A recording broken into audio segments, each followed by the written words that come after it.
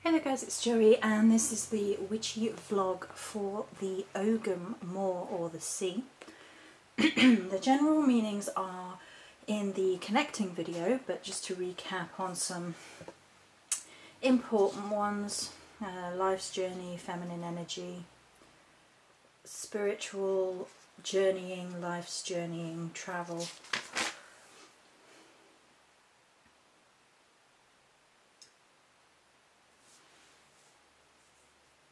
Hidden knowledge,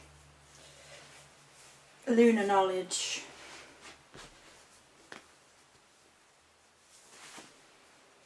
I think that will do for general meanings. Okay, so it was obviously the full moon on the 14th, tomorrow, at the beginning of my journey, which may account for the choosing of this Ogham, alongside the tail end of those High Priestess, White Tiger, Moon, Water influences from last week.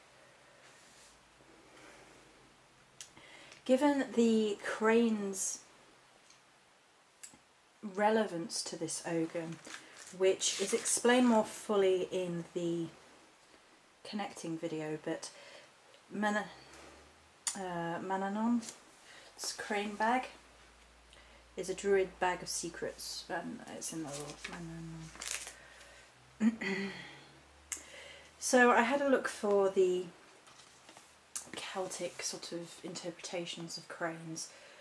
The crane was said to be one of the first birds to greet the sunrise and was accorded the ability to predict rain and storms, and we actually had thunder and lightning the day before, which is pretty rare. Crane and knowledge are interlinked because of its association with the Ogham, as well as sunrise and the east being the realm of air. Cranes often appear in threes. In the Irish Book of Leinster, Midir of the Tuatha De Danann had 3 cranes guarding his castle. They had the magical ability to rob any attacker of the will to fight. 3 cranes protect the entrance to Anwen, the underworld. All of this symbolising the triple aspect of the goddess. Although why it couldn't symbolise the triple aspect of the goddess, well, I'm not entirely sure. In some stories, the crane is seen as a symbol of the darker aspect of the goddess, the crone, not so different from the role of the raven, giving it an association with the Cailleach, crone or hag, as crane is a bird of longevity and a guide to the underworld after death. Animal symbolism in Celtic myth. So the 14th was the Scorpio full moon, rise of the phoenix, be prepared to purge the old, truths revealed, rebirth of health and finances, emotional and karmic cleaning. Crane imagery keeps popping up again and again this week, and therefore the balance between my Celtic path and odd Japanese influences is again brought into focus, especially as one of my favourite pieces of art of all time is the crane dance. And I thought I had the name written down. Moyota, I think. I've forgotten what the actual name of the artist is, which is terrible. Okay. Last week it was the tiger, this week crane. For me, crane is progressing the lesson of the white tiger. Strength is still required, but now the fluidity of grace and movement are being brought into focus. Lift your feet from the waters of what was and place them into the future. Dance as though your heart is full, for it will be. Allow the old and negative to die off. Choose your battles carefully, choosing quiet wisdom and privacy over aggression. Duran Morris, 2014. And I have actually written the name down. Crane Dance by Haruyo Morita. A few quotes that I liked. This one's from the Do It Girl Facebook page. Let your wild rise and see the world again through a child's eyes, and for living fully, I want to Let your wild rise and see the world again through a child's eyes, and for living fully, I never want to hear you apologise. Don't let them tame you. And then Madeleine Lange, light and darkness dancing together, born of each other, neither preceding, neither following, both fully being in joyful rhythm. As well as the quote from Return to Avalon, I honour the gift of insight and choose to clearly understand the messages within my dreams and intuitions. After being paid a visit and being told to remember my dreams, I remembered two that were quite odd. One was about this guy who was obsessively in love with this girl, and they sort of got it on together when they were drunk, although she suggested drinking, and then she left and didn't come back. His brother got the blame from his mother. His younger brother was a meth head and dealer, but the older brother stepped in and took responsibility and was beaten up by his mother for doing so. He ended up on meth himself, being so heartbroken. In the end, the end of the dream, he had stopped being on meth and got himself healthy and sorted, and the girl came back to him in the end. The second dream was about remembering to dance, even if you're fat, and the song Happy Feet was in my head all day. Wild woman sisterhood. In many shamanic societies, if you came to a shaman or medicine person complaining of being disheartened, dispirited or depressed, they would ask you one of four questions. When did you stop dancing? When did you stop singing? When did you stop being enchanted by stories? When did you stop finding comfort in the sweet territory of silence? When we have stopped these, we have experienced a loss of soul. They are the four universal healing selves. I've actually mentioned that before, and it just seemed really relevant to me that I'd been dreaming about dancing and things, and that came up the following day. Then there's the information about Arianrod, which is all in the video.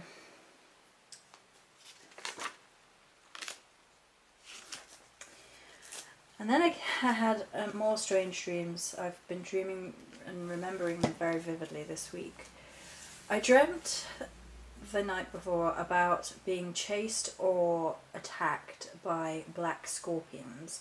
I was in the desert and trying to avoid them, or almost dancing my way away from them, kicking up sand in their direction as part of the dance almost. Scorpions are linked to problems of all kinds. Stinging comments and poisonous attitudes can link to traps and troubles. Destructive and self-defeating paths are indicated. Also a symbol of death and rebirth. Get rid of the old and make room for the new. Alternatively, a Scorpio sign may be indicated, although I don't think I know any Scorpio signs. Sand is a shift in perspective, attitude, letting life pass you by. Dancing, referring to the shamanistic value of dancing, dancing through time, avoiding the spite, avoiding poisonous attitudes, as well as the cycles of life, death and rebirth. Scorpion is also a symbol of metamorphosis, an openness to change, mystery, independence, self-protection, endurance, ferocity, self-possession, power and passion. It also worth mentioning that it had been the Scorpion full moon. I had a really positive sort of confirmation of self, I guess, in the middle of the week, whereby from a message from two ladies who aren't necessarily witches. Well, one definitely isn't, the other one has a pagan path. So the first lady emailed me originally to say that she was not a witch, but she wanted to try my stuff from the store. And she got back to me and said that it had arrived the day after I'd sent it out to her. And she was fully pleased and it really helped, and that was a really positive thing for me. And then a day or two later, a lady I've known for quite some time who had one of my crow charms was in a car crash. She was rear-ended, and my crow charm was in the back of her car, tied up, and apparently it took her quite some time to get it to tie up on the back thing. And she shared a status saying that she didn't know how it had managed it, but in the part of the crash, the crow charm had dislocated disconnected itself from where it was tied up without interfering with any of the hangings, which she thought was odd, flew forward and hit the windscreen, and intact, not broken or anything.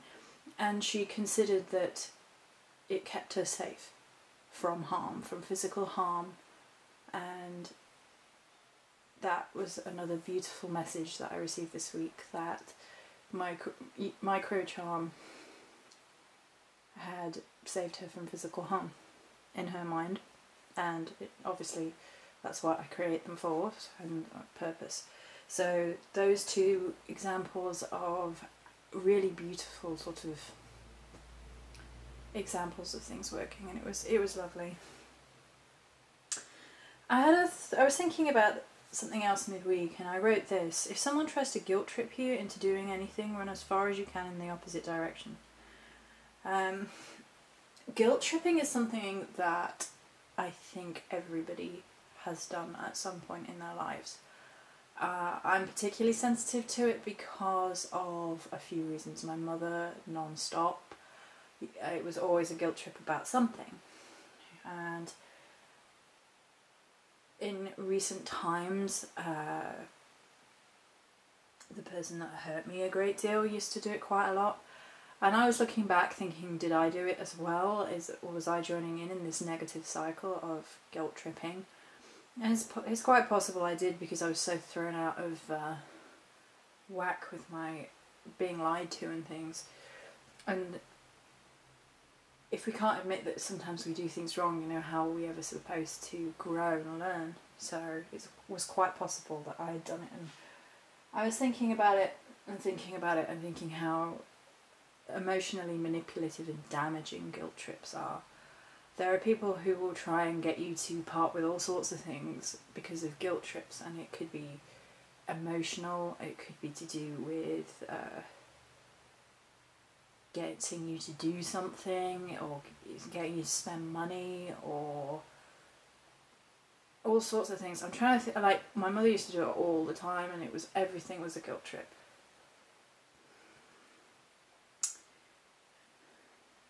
And there are actually like websites online and stuff like teaching you how to be successful at guilt trips, and I just thought it was horrifying. I was like, it's an emotional manipulation to get people to do things against their will in a sort of really underhanded, slight, sneaky way, and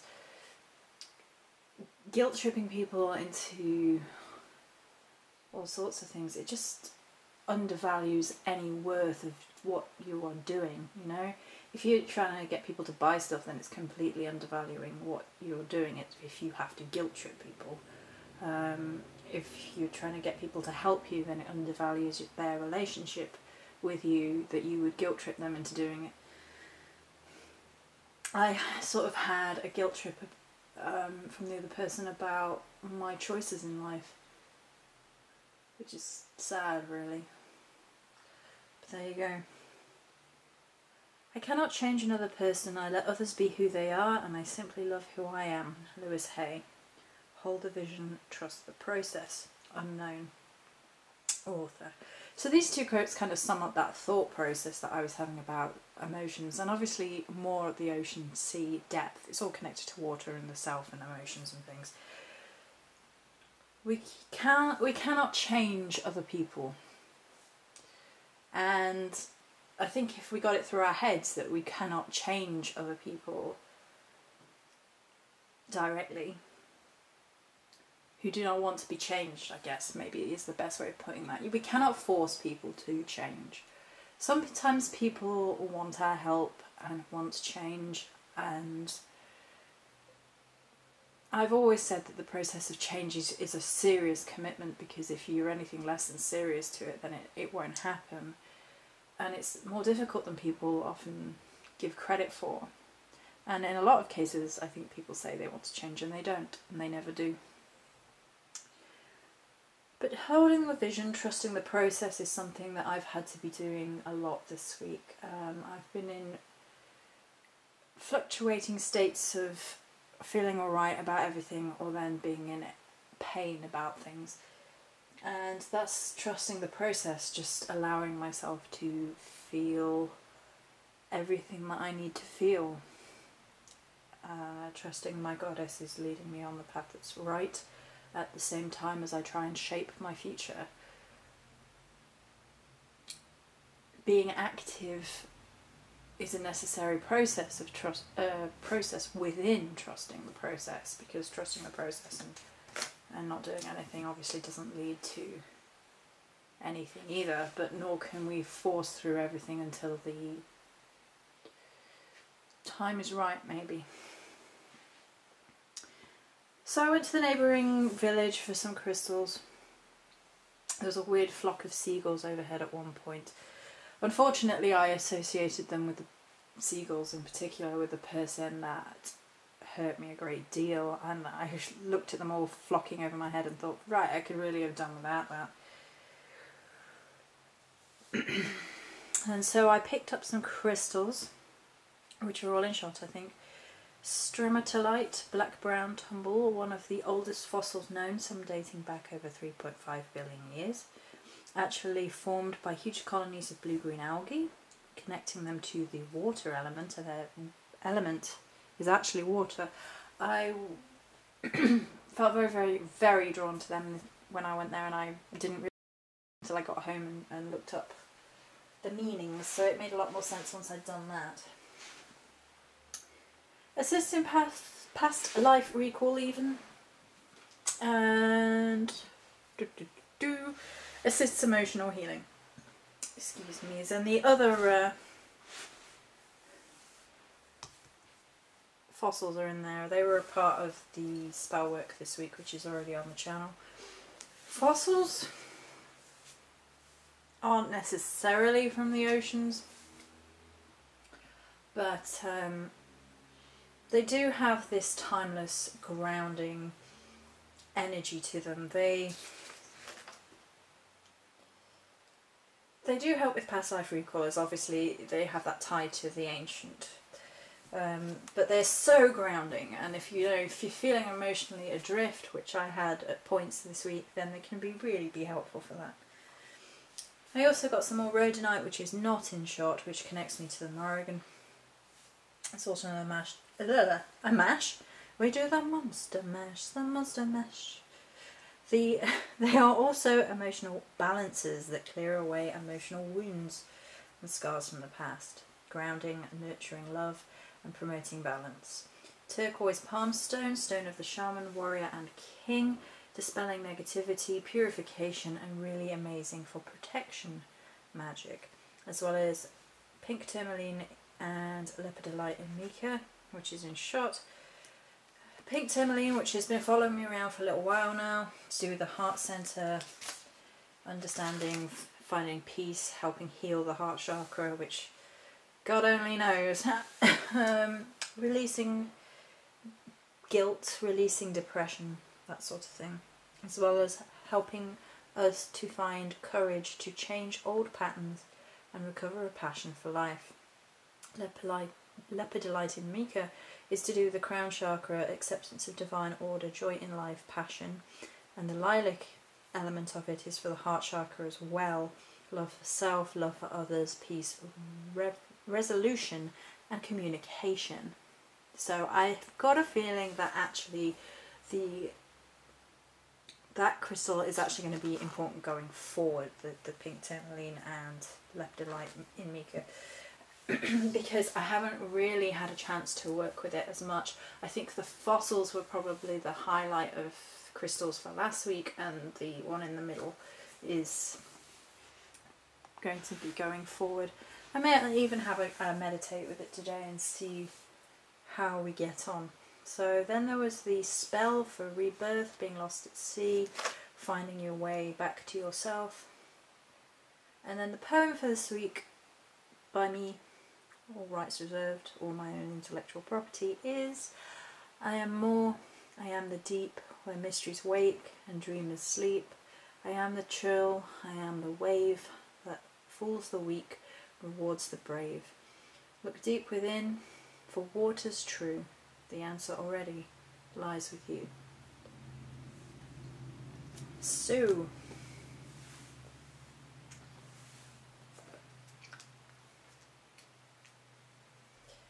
I guess it worked in a lot of ways this week. It was about